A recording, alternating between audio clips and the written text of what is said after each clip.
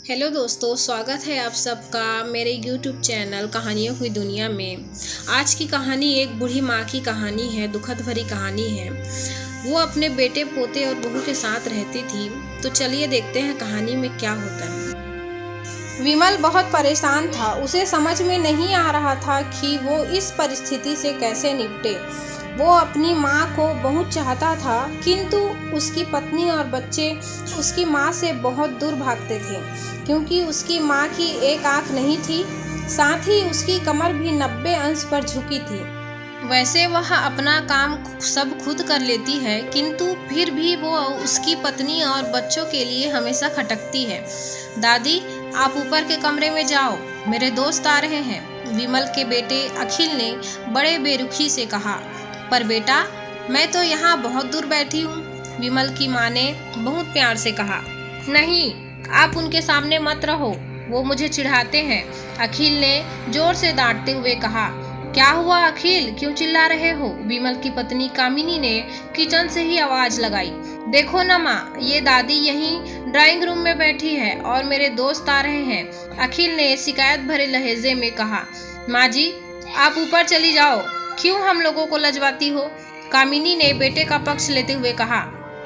कमर झुकी होने के कारण उन्हें ऊपर चढ़ने में बहुत परेशानी हो रही थी, किंतु वो पूरी ताकत से ऊपर के एक अकेले कोने वाले कमरे में जाकर बैठ गई।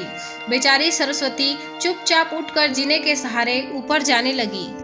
विमल बाजू के कमरे में सब सुन रहा था। उसे कष्ट हो रहा था कि उसकी माँ को अपमानित होना पड़ रहा है, किंतु वो असहाय था। अगर वो कुछ कहता तो पत्नी और बच्चे उसका विरोध करने लगते। दूसरे उनके तर्क भी सही लगते हैं। चूंकि वो एक प्रशासनिक अधिकारी था, उसका सामाजिक स्तर पर बहुत पहुंच था। उनकी ससुराल भी एक उच्च घराने में थी, अतः वह चुपचाप इस तरह हर दिन अपनी माँ को अपमानित होते देखता रहता था। रात को विमल की पत्नी ने कहा, देखो जी, अब कुछ करो। कल कलेक्टर साहब की पत्नी आई थी। माँ जी अपनी देसी धुन धारा में उनसे मिली। मुझे बहुत शर्म आ रही थी बताते हुए कि ये मेरी सास है। मैंने कह दिया कि कोई दूर की रिश्तेदार है, इलाज कराने आई है। विमल को रोना आ गया, किंतु फिर भी वह चुप रहा। उसे समझ में नहीं आ रहा था कि वह क्या करे। अपने बेटे की मन स्थिति को सरस्वती अच्छी तरह से जानती थी और बेटे को कोई कष्ट न हो, इसीलिए वह हर बात को चुपचाप सह लेती थी। विमल बहुत उदास रहने लगा। एक तरफ परिवार और एक तरफ सामाजिक स्तर पर जीने की प्रतिबद्धता थी, और दूसरी ओर माँ। आखिर माँ से अपने बेटे की यह हालत देखी नहीं गई। एक दिन उसने अपने बेटे से कहा, विमल, बहुत दिन हो गए हैं, मैं अपने गांव जाना चाहती हूँ, मुझे वहाँ पहुँचा दो, मेरा यहाँ मन नहीं लग रहा है। किंतु माँ, वहाँ तो कोई नहीं है, तुम्हारी देखभाल कौन करेगा? विमल ने आश्चर्य से पूछा। अरे, सब गांव वाले तो हैं, और वो तुम्हारे मामा जी तो उसी गांव में रहते हैं, और फिर हम सारी व्यवस्थाएं कराएंगे ना। कामिनी को तो जैसे मन की मुराद मिल गई हो। हाँ बेटा, बहू सही कह रही है, सरस्वती ने लंबी सांस लेते हुए कहा। विमल जानता था कि गांव में माँ की देखभाल करने वाला कोई नहीं है, लेकिन अपनी पत्नी की जिद के कारण वह अपनी माँ को गांव छोड़ने पर विवश हो गया।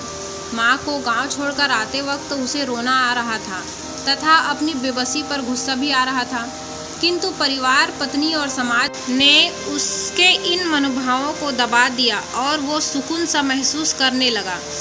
कुछ दिनों के बाद उसके चाचा, जो अमेरिका में रहते थे, आने वाले थे। जब विमल बहुत छोटा था, उसके पिता जीवित थे, तब वो भारत आए थे, और उसके बाद वो अब भारत आने वाले थे।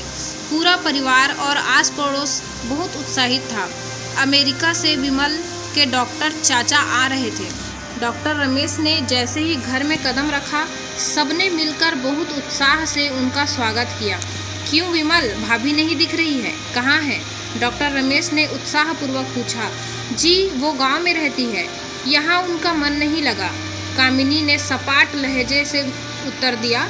डॉक्टर रमेश ने विमल की ओर देखा तो विमल ने अपनी आंखें झुका ली। डॉक्टर रमेश सब समझ गए। बोले, कल हम भाभी से मिलने गांव चलेंगे सब लोग। दूसरे दिन सभी लोग गांव के घर में पहुंचे। देखा कि सरस्वती को बहुत तेज बुखार था और वो पलंग पर असहाय पड़ी थी।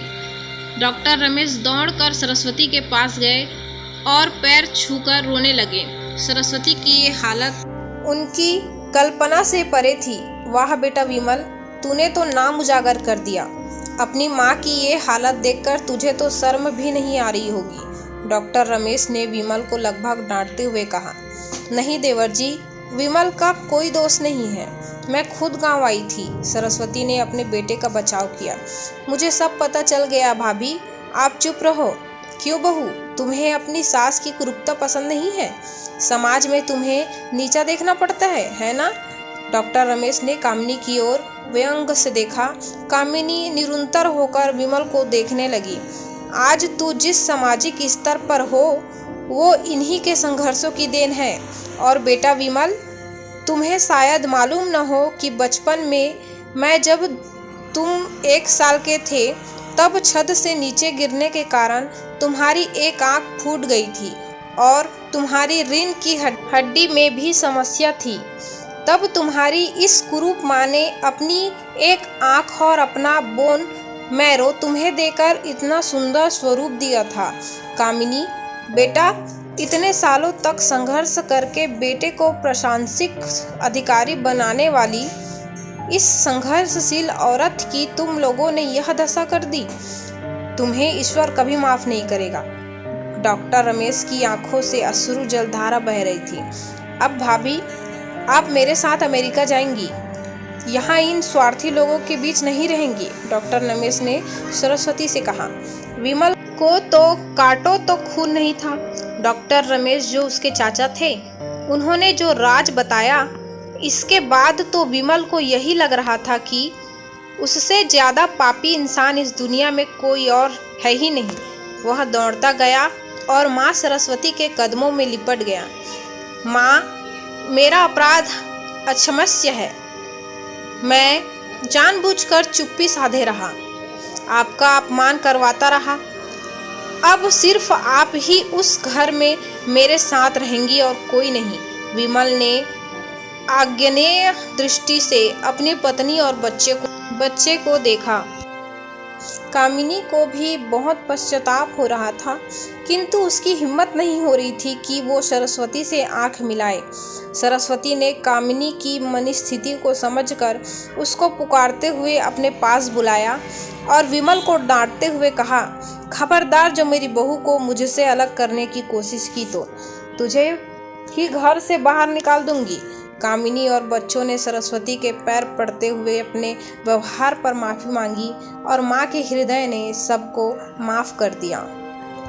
अगर आपको हमारी कहानी अच्छी लगी हो तो प्लीज़ लाइक एंड शेयर करिए और ऐसे ही मज़ेदार चटपटी कहानी सुनने के लिए हमारे चैनल को सब्सक्राइब करें और बेल आइकन भी दबा दें ताकि हमारे जितने भी वीडियो हैं उसकी नोटिफिकेशन सबसे पहले आपको मिले। Thanks for watching my videos. Thank you. Bye bye.